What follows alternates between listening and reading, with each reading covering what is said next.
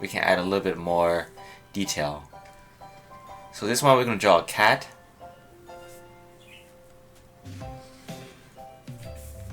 As you can see, based on the angle I'm tilting the pen, sometimes the width of the line is a little different.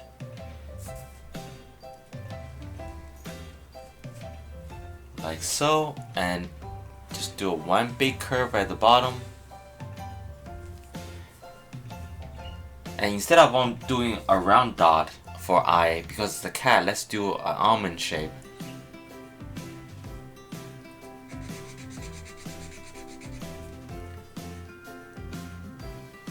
And since we're focusing on making this easy and symbolic, I'm gonna skip doing the, you know, the reflection part of the eye and so on. But if you've seen a lot of my previous videos, you can easily add them in yourself. A dot, a line here, and then we do that familiar W shape.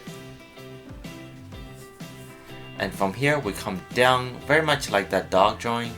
I want you to curve this way, and then curve that way. And then another one, and another line here. And from here, I'm going to draw the other leg, which can be represented by just one curve, and then curve out. A lot of what I'm doing, obviously you see it visually, but you know, for a very young audience, it helps for them to both see and hear what I'm doing. And then here we can just do the tail. We can just maybe it comes out like that, and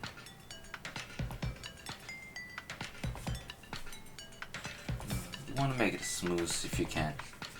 Yep. So this is how you can draw a cat.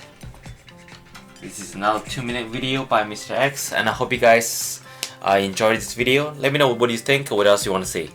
Alright, I'll see you guys next time. Cheers!